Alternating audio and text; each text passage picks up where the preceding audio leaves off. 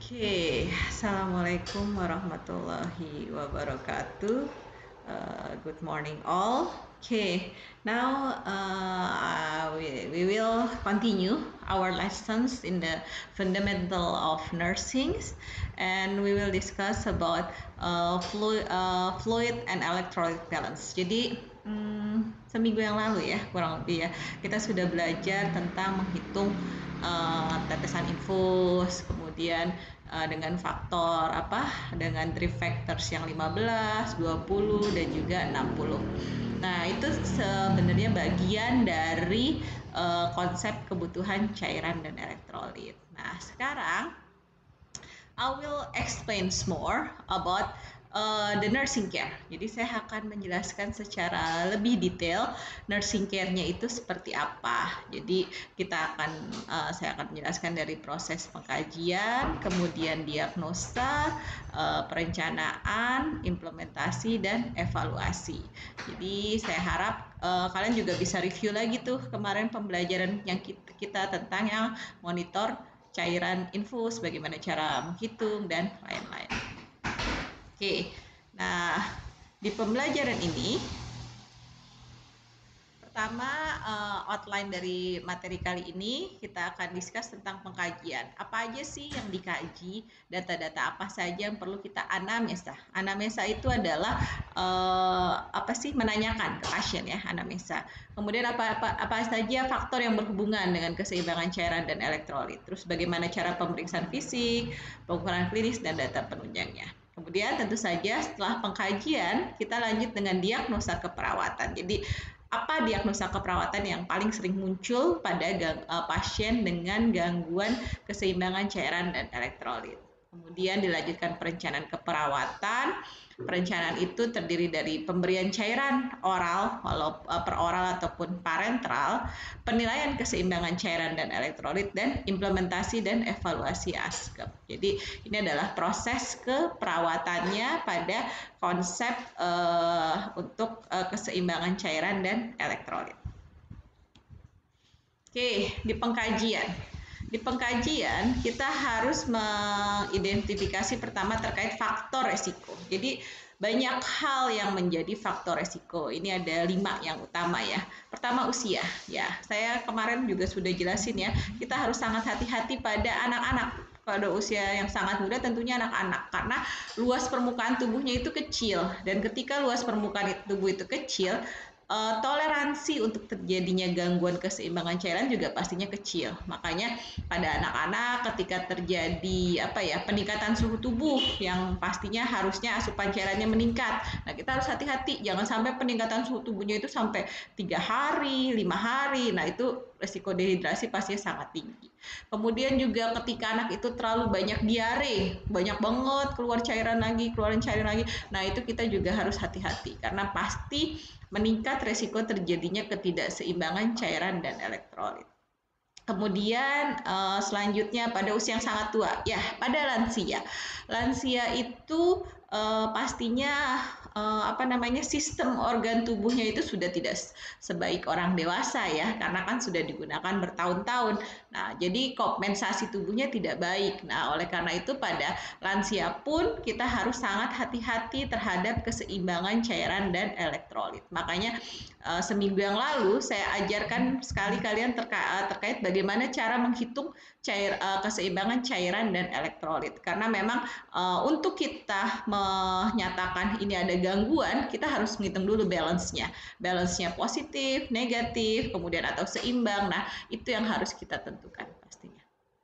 Kemudian penyakit-penyakit kronik. Nah, ini penyakit kronik terutama pada lansia ya biasanya. Penyakit kronik ini ya pastinya berbahaya terhadap gangguan keseimbangan cairan dan elektrolit. Contohnya penyakit kanker. Nah, penyakit kanker itu kan sistemik ya, menyerang hampir seluruh ketahanan tubuh dan pastinya akan kebutuhan cairan dan elektrolit akan terganggu. Kemudian penyakit kardiovaskular. Kemarin yang saya sudah jelaskan juga jantung itu adalah pompa. Jadi ketika pompanya itu ada masalah, pastinya transportasi cairan dan elektrolit akan bermasalah. Kemudian penyakit endokrin seperti DM. Nah, DM kemarin terkait gula kan. Nah, ketika gula dari pasien itu tinggi, makanya pastinya cairan dan konsentrasi cairan dan elektrolitnya juga akan berbeda dan bisa terjadi gangguan. Kemudian malnutrisi, penyakit ginjal, chronic kidney failure. Nah, itu kemungkinan besar kebanyakan ya itu terjadi hemodialisa, dan pada pasien-pasien hemodialisa itu ada pembatasan cairan karena memang ginjalnya tidak mampu untuk mensekresi cairan secara normal gitu loh. Jadi pada orang-orang yang sudah gangguan ginjal, normalnya ketika kita minum banyak, urin kita akan keluar banyak juga. Cuma pada pasien-pasien gangguan ginjal, ketika minum banyak, itu urin tidak keluar, malah hanya menjadi timbunan atau yang biasa kita sebut dengan edem. Apa itu edem? Nanti kita jelasin lagi. Kemudian perubahan tingkat kesadaran. Ini pada kondisi yang sudah parah ya, maksudnya ketika dia tidak tertangani atau mungkin ketika kecelakaan terjadi kehilangan cairan yang tiba-tiba banyak gitu, perdarahan. Nah, itu bisa terjadi perubahan tingkat kesadaran.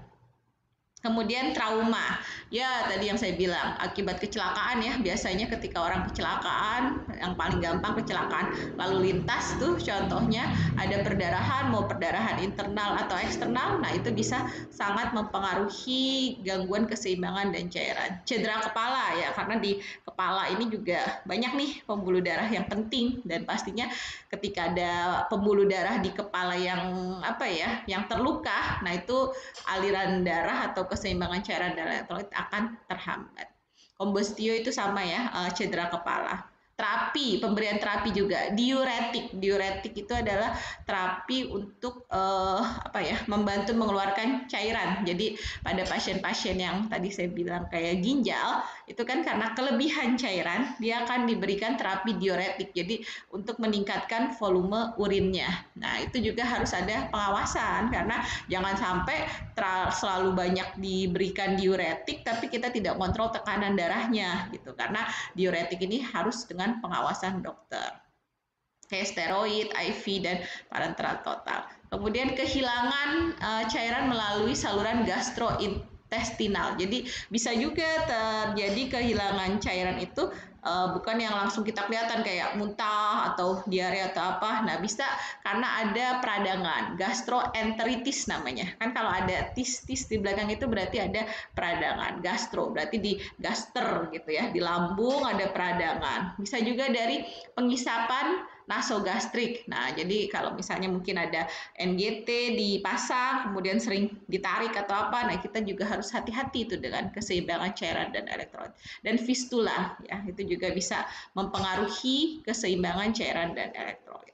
Kemudian kita harus lihat juga riwayat pasien. Gimana dia ada keluhan sakit kepala, pusing, pening, rasa baal, dan kesemutan. Karena kalau dia sering sakit kepala atau pening itu bisa dibilang, oh mungkin cairan dan elektrolitnya tidak baik juga. Kemudian rasa baal dan kesemutan itu bisa terkait dengan transportasi cairan dan elektrolit. Ketika cairan dan elektrolit itu aliran darah di tubuh ya kan, di tubuh itu cairan dan elektrolit itu di aliran darah kita. Ketika aliran darah itu baik, idealnya tidak terjadi rasa baal dan kesemutan. Kemudian kita lanjut. Nah, kemudian terkait pola intake, kita harus mengkaji terkait jumlah dan tipe cairan yang biasa dikonsumsi, riwayat anoreksia, kram abdomen, dan rasa haus yang berlebihan. Nah ya, setiap orang punya pola yang berbeda-beda. Nah, kita harus mengkaji pola tiap pasien. Walaupun kita punya nilai normal, tapi every patient is unique. Semua pasien itu unik. Jadi, biasakanlah mengkaji secara mendalam. Jadi, kita bisa pertanyaan pertama adalah, biasanya ibu atau bapak mengkonsumsi minuman itu berapa gelas sehari? Nah, itu kita tanya dulu. Kemudian baru kita tanya lagi setelah sakit berapa banyak yang dikonsumsi. Jadi kita punya database standar dia normal dan standar dia sakit. Dan jangan kita menjudgment hanya langsung Normalnya segini, berarti nih pasien nggak normal. Sama dengan ketika saya bilang tekanan darah pada pasien hipotensi mungkin sudah biasa rendah gitu. Jadi ketika dia misalnya tekanan darah pasien hipotensi ketika 100/80 dia nggak akan bilang 100/70 dia nggak akan bilang itu rendah karena memang dia pasien hipotensi. Beda lagi dengan pasien hipertensi. Ketika pasien hipertensi, tekan darah 150/100, dia akan bilang, is okay, karena saya pasien hipertensi. Sama juga dengan pada gangguan keseimbangan dan cairan. Kita harus tanya dulu bagaimana pola intake dari pasien ini. Apakah dia sudah terbiasa dengan minum di atas lebih dari 1,5 sampai 2 liter, atau memang dia tipikal orang yang minumnya sedikit. Nah, jadi kita kaji dulu kebiasaan normalnya, terus kita hubungkan dengan pola ketika dia sakit. Oke, itu untuk pola intake. Kemudian pola eliminasi juga. Ya, kita kaji dulu ketika ibu waktu sehat berapa kali ke kamar mandinya, berapa kali BAB, BAK-nya. Kita tanya. Terus normalnya BAK-nya itu gimana? Warnanya kuning jernih. Nah, itu harus kita tanyakan ke pasien kita gitu loh. Jadi jangan kita langsung menjudge, wah ini ada gangguan nih. Padahal itu adalah kondisi normal dia. Dan mungkin kalau kita tanya, oh BAK-nya sekarang kuningnya agak pekat ya Bu. Ibu ada perubahan nggak pada pola makannya? Atau mungkin kayak sekarang nih, kita kan lagi pandemi gini, sangat banyak orang minum vitamin C, kayak Enervon C gitu. Dan ketika orang minum vitamin, tentu saja pasti urinnya akan jadi lebih, bukan kuning jernih ya, tapi jadi ada kuning pekat. Nah itu harus kita kaji secara mendetail. Jadi kalian harus membiasakan mengkaji, tanya data normalnya, kemudian tanya data ketika dia sedang menghadapi gangguan. Dan ini bukan sesuatu yang by text ya, harus kalian lihat kertas terus baru kalian mengkaji pasien. Saya suka lucu ketika mahasiswa praktek keperawatan dasar, saya suka ingatkan, kalian bisa boleh bawa kertas, nggak usah kertas sih kalau menurut saya, bring a small note, bawa aja small note kecil gitu. Jadi kalian mengkajinya itu kayak mengalir aja, nggak usah kayak wawancara gitu, kayak ngisi sensus.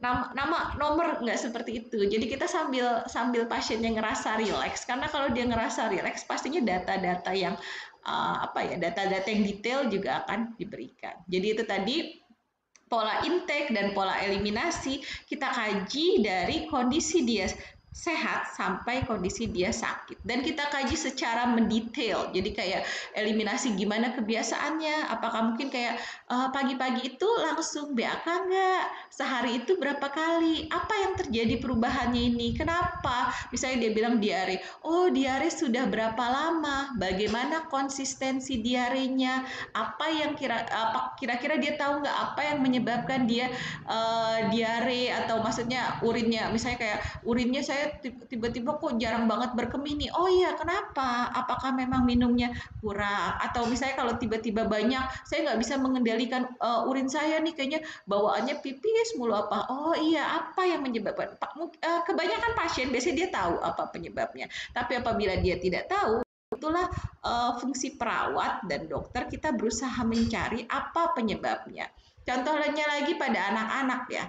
Anak-anak ini kan biasanya dia itu pada umur di atas 4 tahun, 5 tahun itu harusnya sudah bisa toilet training ya. Dia sudah bisa ke kamar mandi sendiri gitu loh. Udah nggak ngompol lah, kalau malam udah nggak usah dipakein pampers, dia udah tahu oh iya kalau sebelum tidur ke kamar mandi, nanti pas bangun juga ke kamar mandi. Jadi dia nggak akan nggak akan ngompol namanya. Nah, tapi ada kondisi khusus anak-anak yang sudah bagus toilet trainingnya, dilalah gitu loh, tiba-tiba dia itu jadi ngompol lagi, dan ibunya jadi kesel kan, jadi bete, apa sih nih anak, kemarin udah bisa ke kamar mandi sendiri nggak ngompol gitu, udah nggak pakai pampers, kenapa tiba-tiba dia ngompol. Nah kita harus ngaji nih, apa yang terjadi, apakah karena anak ini kecapean, apakah memang karena dia lagi mimpi buruk, apakah karena dia lagi ada sesuatu yang membuat hatinya tidak nyaman, ataukah memang sebelumnya dia terlalu banyak minum. Jadi kita kaji dulu apa penyebabnya, dan itu memang tugas perawat ya. Jadi pengkajian itu adalah key points dalam asuhan keperawatan. When you do a very complete assessment, itu biasanya diagnosa dan lain-lain semua akan benar. Tapi ketika kalian pengkajiannya hanya formalitas, hanya mengikuti pertanyaan-pertanyaan di form itu, kita tidak akan dapat data apa-apa. Data kalian banyak, tapi tidak menunjukkan apa masalah pasien tersebut. Makanya pengkajian itu kita harus detail dengan here and now dan mana masalah yang priority gitu. Jadi memang biasakan melakukan pengkajian secara detail. Oke, next kita lanjut. Nah, pemeriksaan fisik. Pemeriksaan fisik kita lihat dari KU ya, biasanya KU keadaan umum, iritabilitas. Jadi pasien itu kalau semakin dia gampang irritable, kalau pasiennya itu kayak mudah ngerasa terganggu, letargi, bingung, ini udah penurunan kesadaran ya. Nah, ini berarti wah ini mungkin gangguan keseimbangan cairannya tinggi ya. Nah, ini kita yang harus hati-hati. Kemudian berat badan. Nah, idealnya kita itu menimbang berat badan setiap hari. Ini terutama pada pasien-pasien yang memang kita itu pembatasan ketat ya, kayak pasien-pasien ginjal saya bilang. Nah, kalau kita menimbang berat pasien tiap hari, retensi cairan dapat dideteksi lebih tinggi. Jadi kita bisa melihat kok tiba-tiba pasien ini naiknya cepet banget ya, atau turunnya cepet banget. Nah, kita lihat terutama pasien-pasien yang edem ya. Jadi edem itu bengkak pada tubuhnya. Nanti ada gambar edem.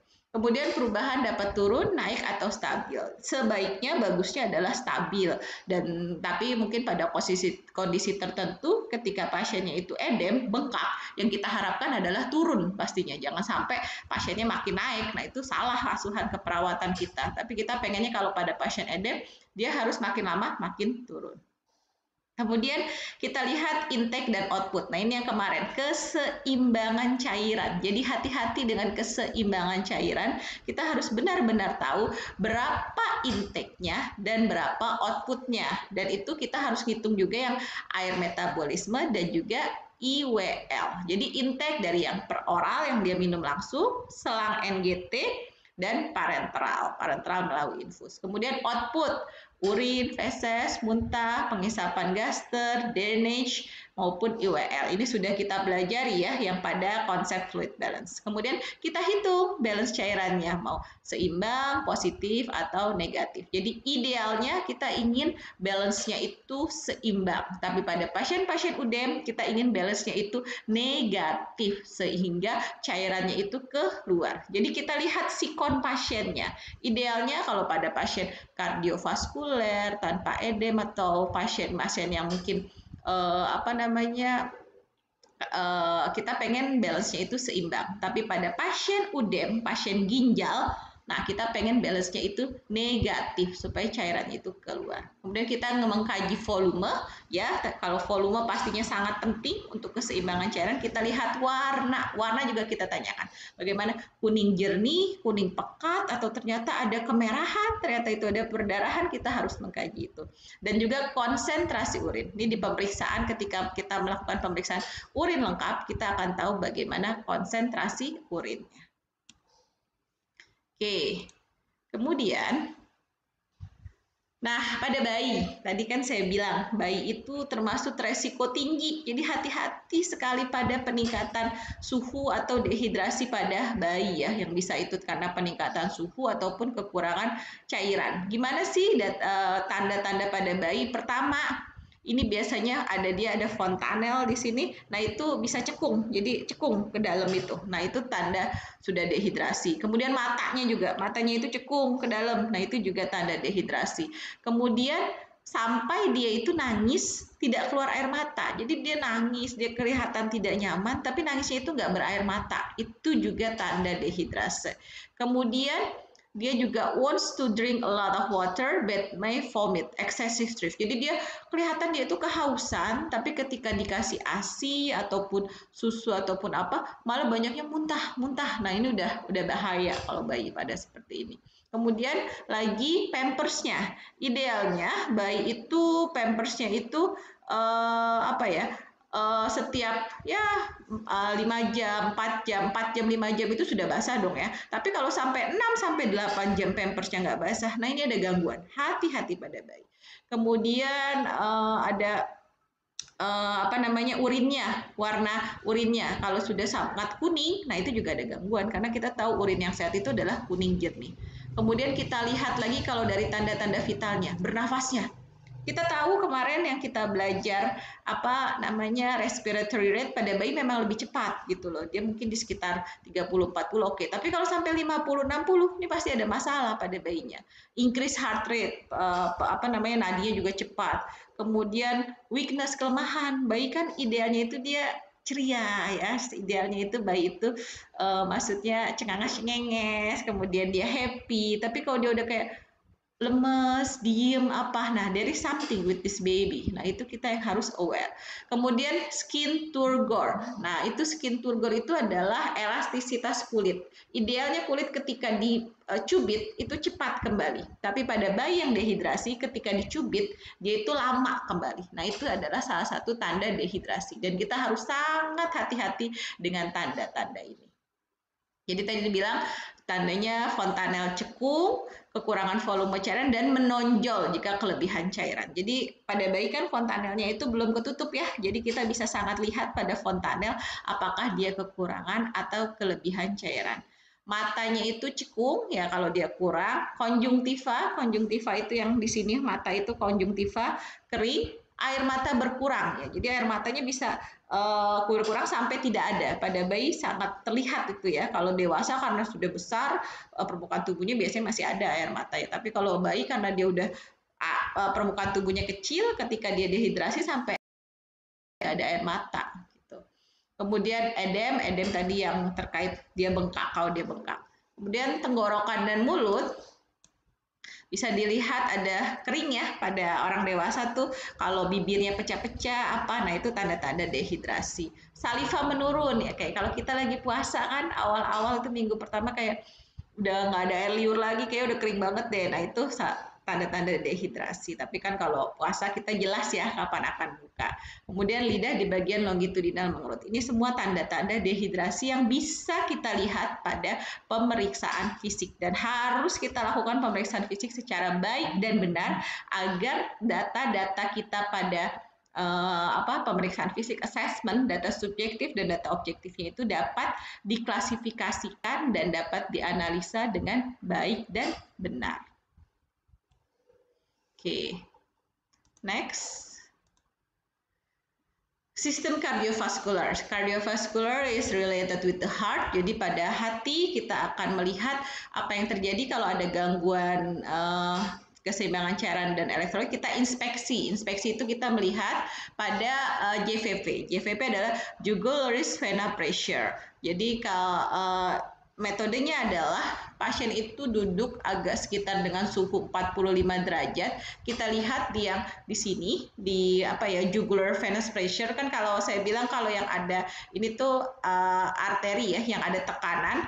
Kita lihat kemudian idealnya itu dia sekitar 2 cm sampai 5 cm yang jugular venous pressure-nya. Kemudian kita lihat tekanan vena sentral itu normalnya 5 sampai 10 cm H2O. Jadi diukur gitu loh dengan penggaris, nih ada penggarisnya khusus gitu. Tapi biasanya ini kita kolaborasi sih ya sama dokter untuk melakukan ini, dan ini biasanya dilakukan pada pasien-pasien di ICU gitu loh. Jadi kalau kalian masih keperawatan dasar di ruang rawat atau apa, agak jarang sih melakukan ini. Jadi nanti kalian bisa cari YouTube-nya lagi kalau pengen tahu apaan sih ini, gimana cara ngukurnya atau apa. Tapi ini kurang lebih caranya seperti itu. Jadi pasien dimiringkan, kemudian kita ukur dengan penggaris bagaimana ukurannya, 5 sampai 10 cm itu normalnya. Tapi kalau pada pasien-pasien yang mungkin dia ada kekurangan atau kelebihan, biasanya di atas atau di bawah nilai normal. Kemudian palpasi. Nah, pada palpasi ini yang sangat kita lihat biasanya ada terkait edem. Tadi saya bilang edem itu adalah bengkak. Kita ada namanya pitting edem. Pitting edem itu biasanya pada tungkai kaki ya, karena memang transportasi darah ke kaki itu kalau pompa kita kurang bagus atau masalah pada ginjal, pasti di kaki itu akan terlihat gitu loh.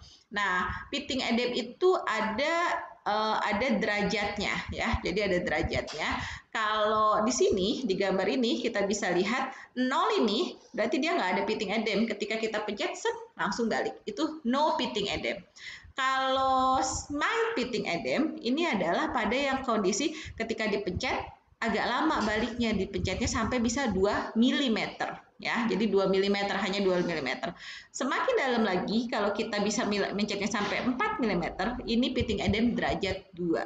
Kita bisa pencet lagi sampai 6 mm dan itu kembalinya lama, itu derajat 3. Dan yang severe, yang paling parah itu kalau kita pencet sampai 8 mm atau hampir 1 cm ya, dan itu kembalinya bisa lebih dari 2 menit. Ini sudah severe pitting edem. Jadi edem yang derajatnya parah, dan ini biasa terjadi pada pasien-pasien DM yang sudah gagal ginjal, yang sudah hemodialisa. Ini kalian bisa lihat di ruang-ruang yang perawatan pasien DM ini banyak. Dan kita sangat berharap tuh harusnya ketika kita mengintervensi gangguan keseimbangan cairannya itu bisa berubah. Jadi misalnya pitting edemnya tadi misalnya severe jadi moderate, dari moderate jadi no pitting. Jadi tujuan kita adalah salah satunya adalah edemanya ini berkurang. Kemudian kita lihat denyut nadi, frekuensi dan kekuatan, dan juga pengisian kapiler. Kemudian pada auskultasi juga kita ukur tekanan darahnya. Idealnya tekanan darah orang tentunya berubah ya ketika dia posisi tidur, posisi duduk, dan setelah beraktivitas. Kemudian di bunyi jantung kita dengarkan adakah bunyi jantung tambahan. Oke. Kemudian di sistem pernafasan kita observasi suara nafas, normalnya vesikuler, tapi kalau ada dyspnea yang sesak, kemudian ada crackles, ini kita juga harus kaji lagi apa penyebabnya. Kemudian di sistem gastrointestinal kita lihat ya di perutnya ada abdomen cekung nggak? Kalau cekung kan ke dalam gitu atau mungkin kembung gitu. Kenapa nih? Kira-kira seperti itu. Muntah dan diare juga kita inspeksi, kita lihat. Auskultasi di daerah perut kita lihat adanya namanya hiperperistaltik. Kalau hiper itu jadi bising ususnya itu berlebih kan, normalnya itu 8 sampai 12 ya. Kalau bising ususnya sampai 20, maksudnya kalau 30, 50, nah itu biasanya diare. Jadi berisik gitu di perutnya. Kerucuk gitu kayak orang lapar ya. Cuma kalau ini bukan lapar tapi memang karena ada gangguan. Nah, itu hiperperistaltik. Kalau hipoperistaltik itu jarang banget bising ususnya, bisa mungkin cuma 2 atau 3 dalam 1 menit. Kan kita ngitung bising usus intervalnya dalam 1 menit ya. Jadi kalian taruh cara menghitung bising usus itu adalah kalian taruh namanya stetoskop, ditaruh di perut pasien, kita hitung dalam 1 menit berapa kali terdengar suara-suara bising usus itu. Oke, jadi kalau hipoperistaltik itu bisa dibilang cuma 2 kali. Kenapa nih pasien? Biasanya itu terjadi pada pasien-pasien yang baru di anestesi, baru dibius. Dia misalnya baru habis pembedahan atau apa. Nah, itu bisa terjadi hipoperistaltik. Jadi makanya pada pasien-pasien pembedahan itu biasanya makannya kan bertahap ya, nggak bisa langsung habis bedah terus kasih makan langsung, belum siap karena di organ gasternya itu masih hipoperistaltik, ususnya itu masih yang baru-baru sadar gitu loh. Kan itu sistem saraf autonom, harusnya dia bekerja otomatis, tapi karena kondisi dikasih sedatif, jadi dia tidak bekerja otomatis. Nah, jadi untuk menghilangkan efeknya itu perlu bertahap. Makanya ada kondisi hipoperistaltik ketika bising ususnya itu masih rendah. Kemudian di sistem ginjal bisa oliguri, itu kalau banyak berkemih, anuri itu tidak ada urin. Dan ini bisa terjadi pada pasien-pasien gangguan ginjal akut ataupun kronik. Diuresis dan berat jenis urin meningkat. Ini tanda-tanda juga. Kemudian sistem neuromuskular bisa terjadi kram otot, kalau ada gangguan cairan dan elektrolit bisa tetani, koma, dan tremor. Itu yang saya bilang terkait elektrolit ya. Jadi hati-hati dengan hipokalsium, karena ketika orang hipokalsium itu bisa benar-benar sampai paralyzed, dia tidak bisa bergerak. Itu karena ada gangguan elektrolit. Karena elektrolit itu kan penting pada transport elektrolit untuk pergerakan otot. Ketika ada gangguan di elektrolit, nanti ototnya tidak bisa bergerak. Kemudian hipotonis dan hipertonisitas. Jadi idealnya kita itu kekentalan cairan di tubuh kita itu bagus, tapi pada kondisi ketika mungkin intake kita kurang, elektrolitnya atau terjadi kondisi hipo ataupun hipertonis kalau berlebih. Kemudian perkusi, idealnya kan kita nih di refleks ini kan, ini gambarnya ya, di patella ini ketika di ketok ada set gitu langsung gitu ada refleksnya. Tapi ketika ada gangguan keseimbangan elektrolit, nah ini jadi refleksnya akan bisa menghilang. Nah makanya kita harus hati-hati jangan sampai ada gangguan keseimbangan elektrolit. Oke, kemudian di kulit. Nah, ini kulit ya. Kalau perempuan harus tahu nih tanda-tanda kulit yang hydrated gitu loh. Your body hydrated versus dehydrated. Kalau hydrated itu kulitnya mulus, kemudian lembab gitu loh. Tapi kalau dia kurang cairan, dia akan jadi kering dan kulitnya juga jadi kasar. Kemudian kulit kepalanya juga. Kulit kepalanya kalau yang dia hydrated sehat kulit kepalanya. Nah, tapi kalau misalnya kulit kepalanya itu kayak kena apa sih? Kena kebakar matahari atau apa itu juga kurang bagus. Kemudian kalau rambutnya juga harusnya kuat. Jadi walaupun rambut perempuan itu ada rontok, tapi kan rontok itu ada jumlah maksimalnya ya. Kalau sampai rontok sampai 500 lembar atau apa, nah itu kan nggak bagus. Kemungkinan juga bisa ada kekurangan cairan. Nah mata juga mata perempuan itu biasanya kelihatan banget kalau dia kayak misalnya kurang cairan, nah itu biasanya tambah lebih cekung. Nah itu kita juga harus hati-hati. Kemudian dan ketika itu ya kalau iklan aqua kan ya kurang aqua gitu loh. Jadi kalau kita kurang minum biasanya pasti konsentrasi menurun gitu loh. Jadi kayak agak-agak lemot, agak-agak lola, agak-agak orang tanya, nanti kita makan apa nih? Nanti pas ditanya, apaan? Kenapa kayak orang baru bangun apa? Nah itu tanda-tanda kita kurang terhidrasi dengan baik. Jadi supaya kita bisa connect dengan baik, kita bisa bisa memahami suatu topik dengan baik, konsentrasi, kita harus hidrasi kita baik. Jadi ini dari kulit kita lihat suhu tubuhnya ada peningkatan atau menurun, inspeksi ada kering atau kemerahan juga salah satu tanda adanya dehidrasi, kemudian dan palpasi tadi. Turgor kulit harus elastis tadi kan dicubit set cepat balik. Dan kulit dingin dan lembab ya. Jadi kalau salah satu tanda kulit dehidrasinya kurang ada ketika kulitnya itu nggak lembab tapi kering gitu kan. Jadi agak busik-busik. Wah ini kulitnya berarti kurang terhidrasi. Pemeriksaan diagnostik, ini ada banyak ya pemeriksaan diagnostiknya, ada 5 dari kadar elektrolit serum yang kemarin dari contoh-contoh elektrolitnya, jadi kadang diperiksa Na-nya aja, kadang periksa kloridnya aja, kadang periksa kalsiumnya, kaliumnya, jadi itu contoh-contoh kadar elektrolit. Hitung darah lengkap biasanya dari Hb, Ht, leukosit, trombosit itu di bagian dari hitung darah lengkap. Kadar kreatinin, nah ureum kreatinin ini biasanya dari urin, berat jenis urin juga ini dapatnya dari urin, dan AGD. Ini yang kemarin AGD saya jelaskan bahwa AGD adalah darah arteri. Apa bedanya darah arteri dan darah vena? Darah arteri itu adalah darah bersih, makanya ketika diambil sampelnya itu juga merahnya merah lebih muda, bukan kalau kayak darah vena kan merah tua, merah kotor karena darah kotor. Kalau darah arteri ada darah besi, dan bedanya lagi ketika kita melakukan pengambilan darah arteri itu speednya akan naik karena ada tekanan kalau di darah arteri. Kalau vena itu dia pembuluh darah kotor, dia kita harus narik speednya. Kalau ini speednya akan naik sendiri. Itu perbedaan utama darah arteri dengan darah vena. Nah, diagnosa tadi sudah tuh semua pemeriksaan apa, makanya kumpulkan semua data pengkajian kalian dengan baik dan benar. Kumpulkan data data subjektif, data objektif, baru kita bisa mengklasifikasikan apa diagnosa keperawatannya. Pertama yang paling sering adalah defisit volume. Jadi defisit volume cairan. Apa aja tandanya kalau orang yang kehilangan cairan tubuh lama atau terancam kehilangan cairan tubuh. Tadi saya bilang bisa contohnya kecelakaan.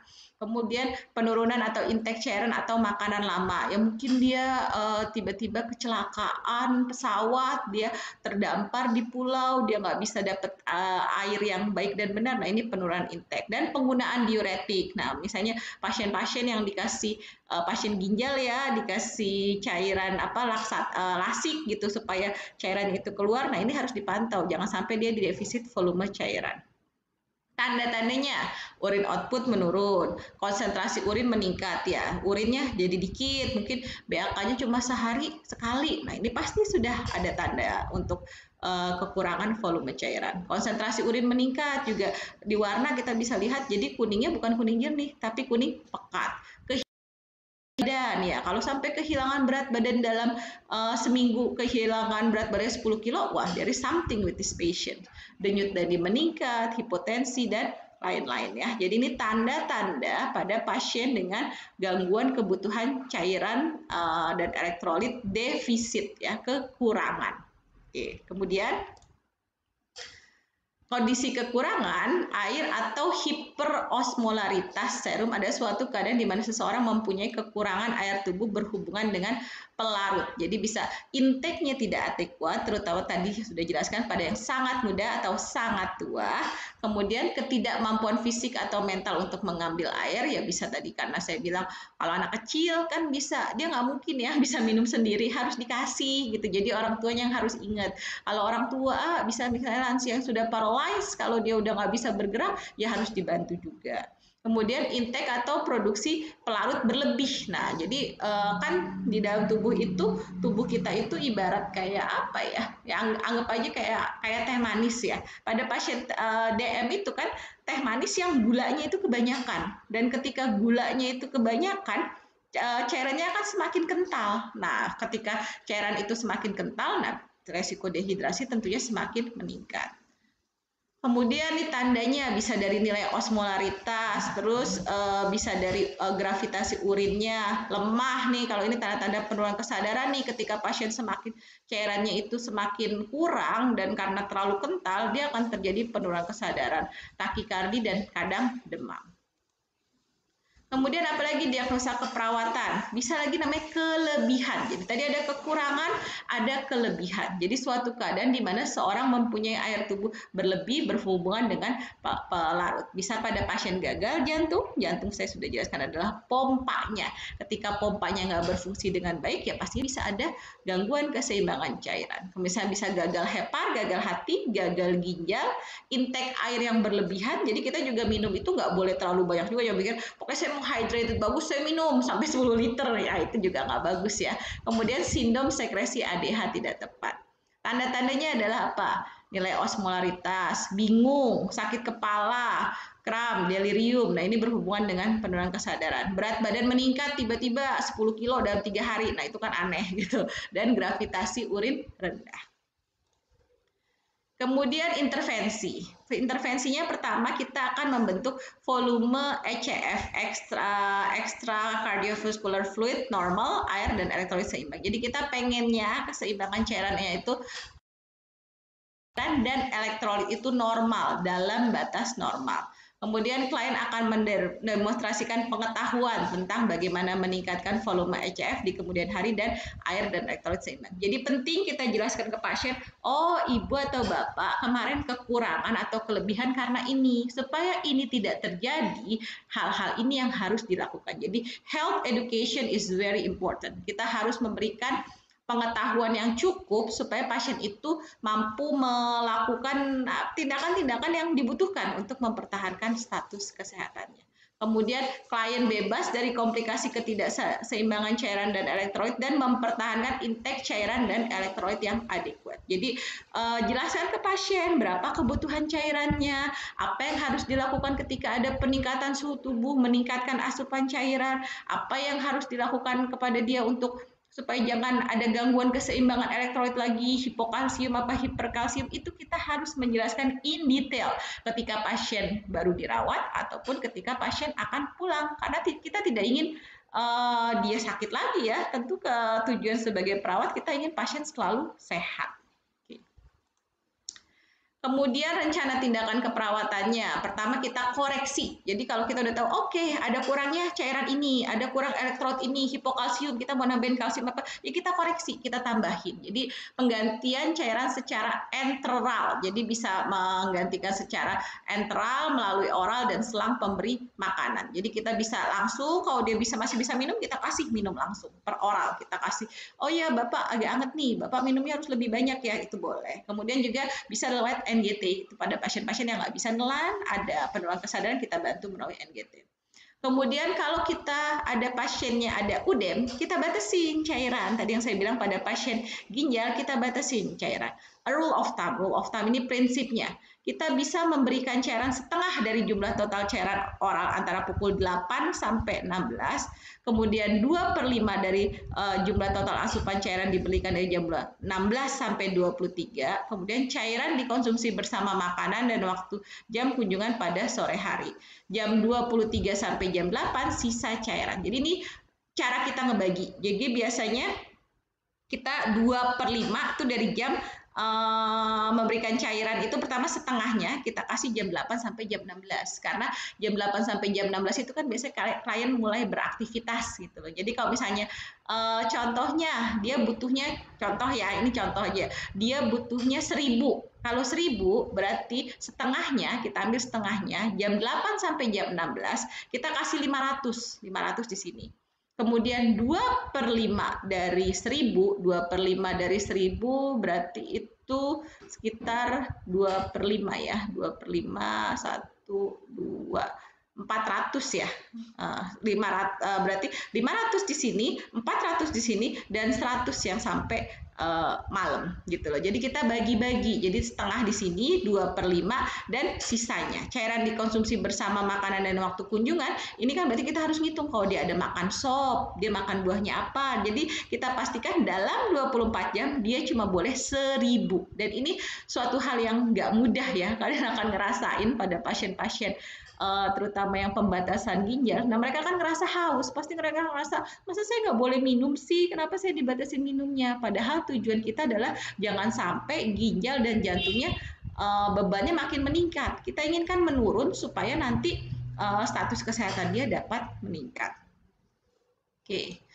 Kemudian penggantian cairan dan elektrolit secara parenteral. Nah ini biasanya yang parenteral yang paling gampang adalah paling cepat ya. Biasanya pada kegawatan kita akan menggunakan terapi intravena ya. Kita masukkan lewat infus. Kita kalau udah ada dia kehilangan darah sampai berapa cc gitu ya udah kita transfusi darah. Nah ini yang paling cepat dan bagus untuk kegawatan.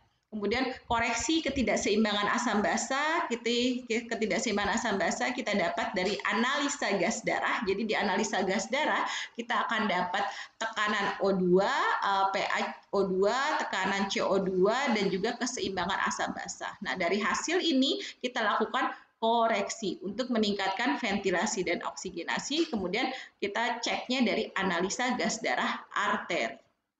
Ini kita kolaborasi dengan dokter ya, bukan dari perawat yang ngasih, oh mau dikasih segini oksigennya, dikasih segini buat cairan asamnya, cairan basahnya enggak. This is collaboration. This is not independent nursing work, but we need to collaborate with the doctors.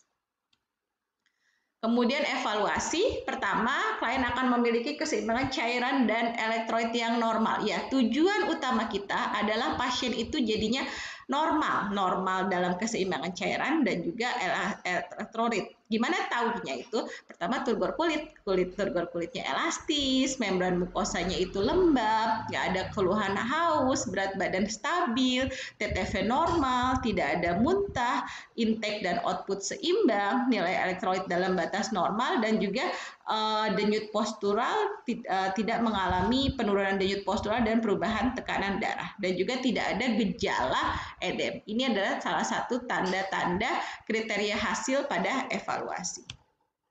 Kemudian pengetahuan ya, pasien harus tahu gimana tanda-tanda kalau ada gangguan keseimbangan cairan dan elektrolit. Jadi klien harus tahu, oh iya saya harus minum 8 gelas per hari. Ini pada pasien yang nggak ada gangguan ginjal ya. Kalau gangguan ginjal jangan kalian paksain dia minum 8 gelas per hari. Nanti jadi ginjalnya berat lagi. Kemudian dia tahu diet yang pas untuk dia tahu gimana ngukur berat badan dan berat badan dia. Kemudian dia tahu, pokoknya dia tahu bagaimana kebutuhan tubuhnya terutama terkait cairan dan elektrolit. Nah, kemudian bebas dari komplikasi ketidakseimbangan cairan dan elektrolit. Klien berdiri dan berjalan tanpa pusing atau jatuh, kulit tetap utuh meskipun edema sampai edema berkurang. Jadi ini kita bisa lihat banget contohnya. Ini contoh kaki yang normal tanpa edema dan Sorry. Oke.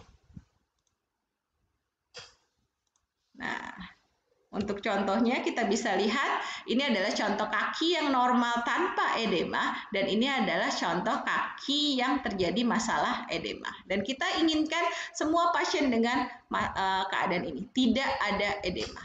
Oke, jadi saya rasa ini adalah bagian dari evaluasi dan tadi berarti sudah dijelaskan dari awal, dari bagian assessment, kemudian diagnosa, perencanaan, implementasi, dan evaluasi tentang proses keperawatan pada gangguan keseimbangan cairan dan elektrolit.